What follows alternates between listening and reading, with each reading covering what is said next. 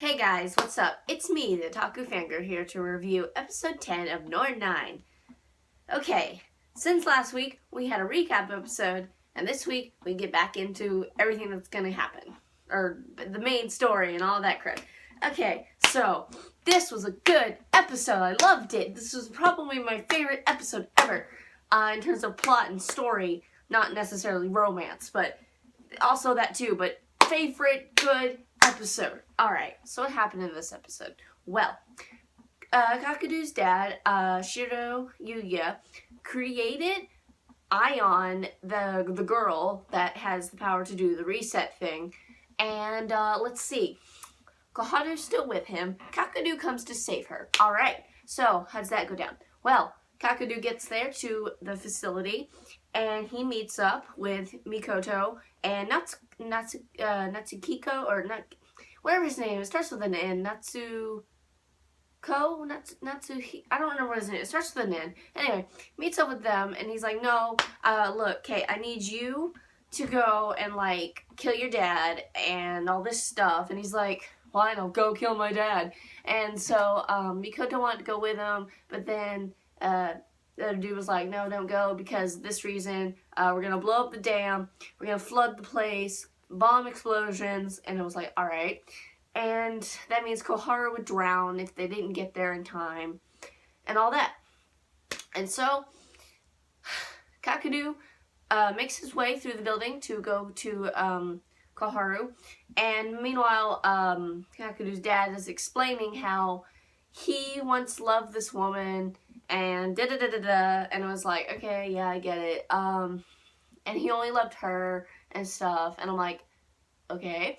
And so, Kakadu finally makes it there, and when he does, I think those scenes with him, his dad, and Koharu are the best ones out of this episode. They were really good. I was like, these were really good. But let's go talk a little bit about Mikoto and what she was doing, and with, what's-his-face. And so he went to go turn off the robots that were in this facility. Oh, also Ron was in this episode, and he, thinking he was a bad guy, he's now a good guy because he was helping Kakadu get to Koharu. And I was like, alright, fine. Figures that you would be like, oh, I'm the bad guy, but then, oh no, I'm a good guy again thing. Anyway, so Mikoto and that guy were trying to shut down the robots and all that, and I was like, okay. But before I get to the scenes with Koharu, Kakadu, and his dad, I didn't think this would happen. So towards the end of the episode or so, they were trying, to escape because everything's gonna blow up, right? So, but there was a robot left before it shut down. It shot off its gun and was shooting at Mikoto, and Sakuya was there on the ship to come rescue her, and I thought, oh, okay. Like, the scene played out so fast, but my brain was, like, reacting to it pretty fast, too. So, Mikoto, like, she has a shocked face, there's blood flying, I think, no, not Sakuya, but it turns out it wasn't Sakuya who saved her, it was the other guy. And I'm like, oh, so he got shot and may possibly die instead. Because the future is that Sakuya dies. I don't know. Anyway, so back with Koharu, Kakadu's dad, and him. So the scene that played out with them was so well done. So basically, Kakadu's dad was like, alright, look, there's this woman, and the reason I've been doing the reset this many years is because I want to meet her again because of reincarnation, and that's why I've been playing conflict and wars. And he's like, war doesn't kill people, people kill people. And I'm like, yeah, that's true. But anyway, so, and then of course, Kakadu's like, no, that's wrong. You shouldn't do this just because you want to see a reincarnation of the person you loved. You loved her. And also, Kakadu's dad's a machine. He's a robot, I assume. So I was like, ooh, okay, that's a little strange, but I guess that's how this not reincarnation, but like how he's lived for thousands of years now thing works. And during all this time, I'm thinking, Koharu, his dad is beating him up with his pole. could use your fire powers, even though you probably don't want to kill somebody, but you could at least harm him a little bit to stop him. No, you're just going to stand there and say, cock-a-doo, cock-a-doo. And I'm like, okay, of course. Anyway, so, also, Kakuru's dad mentioned that the little boy, Sonata, he's a reincarnation of some Ion, and I'm like, I'm confused. What? I don't get that. But anyway, so it all boiled down to where Kakadu was going to get turned into a robot by his dad at the end of this fight, quote unquote. Not really a fight, more of a talking fight than anything. But finally, Koharu stepped in. She's like, she was like, don't hurt him and stuff. And she was about to use her fire powers. And he's like, but if I stop now, then his mind will be broken. But then Kakadu is like, no, look here, okay? I'm going to use my ultimate power. Also, I noticed he could use a different power of, like, finding her when he had the ear cuff on. I don't know if that had to do with anything with it. I'm assuming it did, but I don't know. Anyway, so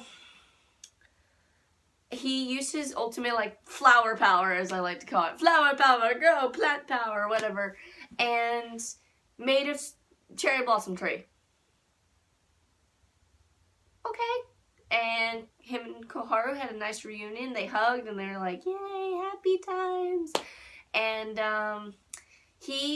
Kaku's dad was kind of injured, so they just kind of left him there like, okay, yep, you're there. And everybody came to rescue him. Akito, Sakuya, Mikoto's on the ship with that one guy.